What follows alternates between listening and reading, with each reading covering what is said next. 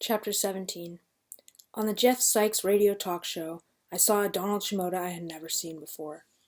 The show began at 9 p.m. and went till midnight, from a room no bigger than a watchmaker's, lined about with dials and knobs and racks of tape cartilage commercial spots. Sykes opened up by asking if there wasn't something illegal about flying around the country in an ancient airplane, taking people for rides. The answer is no. There is nothing illegal about it. The planes are inspected as carefully as any jet transport. They are safer and stronger than most sheet metal model airplanes, and all that's needed is a license and a farmer's permission. But Shimoda didn't say that. No one can stop us from doing what we want to do, Jeff, he said. Now that is quite true, but it had none of the tact that is called for when you are talking with a radio audience that is wondering what's going on. These airplanes flying around. A minute after he said that, the call director telephone began lighting. "We have a caller on line 1, Sykes said. "Go ahead, ma'am." "Am I on the air?" "Yes, ma'am, you are on the air, and our guest is Mr. Donald Shimoda, the airplane flyer." "Go ahead, you are on the air." "Well, I'd like to tell that fellow that not everybody gets to do what they want to do, and that some people have to work for their living, and hold down a little more responsibility than flying around with some carnival." "Those people who work for a living are doing what they most want to do," Shimoda said, "just as much as the people who play for a living. Scripture says, 'By the sweat of thy brow shalt thou earn thy bread, and in sorrow shalt thou eat of it.' We're free to do that too, if we want. Do your thing. I get so tired of people like you saying, 'Do your thing, do your thing.' You let everybody run wild, and they'll destroy the world.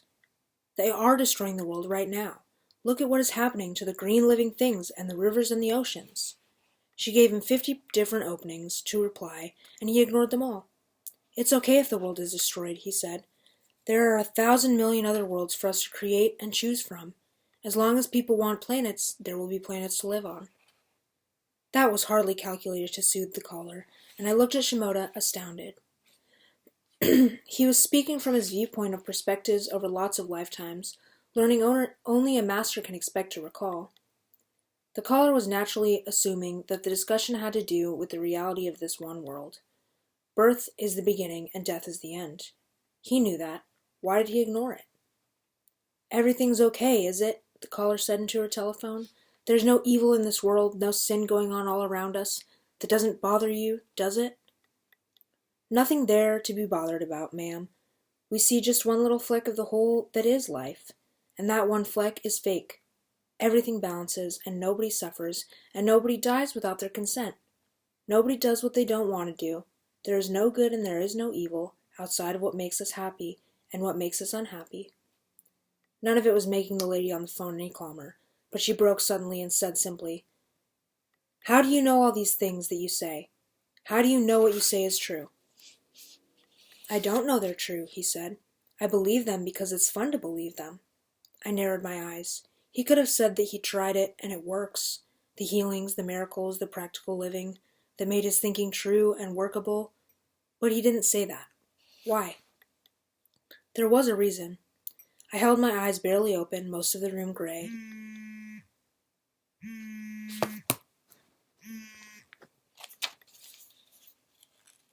Just a blurred, fuzzy image of Shimoda leaning to talk into the microphone. He was saying all these things straight on, offering no choices, making no effort to help the poor listeners who understand. Anybody who's ever mattered, anybody who's ever been happy, anybody who's ever given any gift into the world has been divinely selfish soul, living for his own best interest, no exceptions. It was a male caller next, while the evening fled by.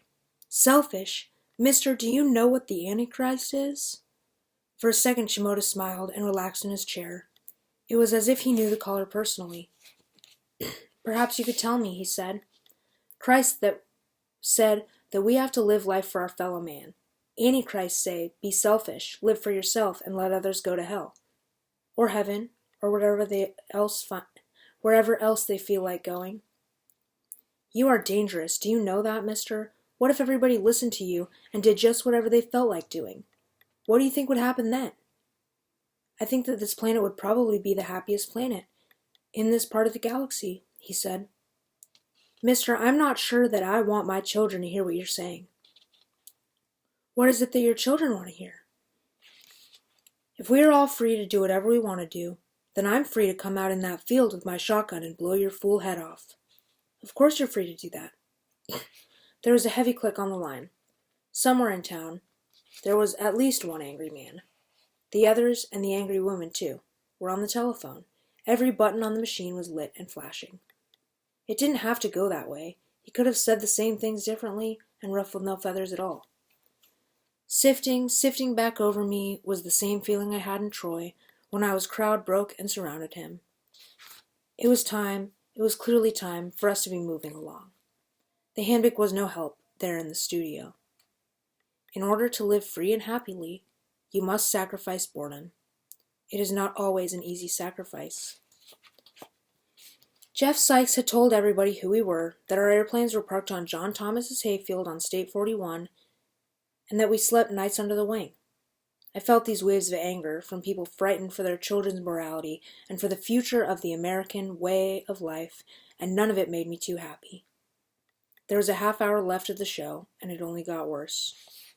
You know, mister, I think you're a fake, said the next caller.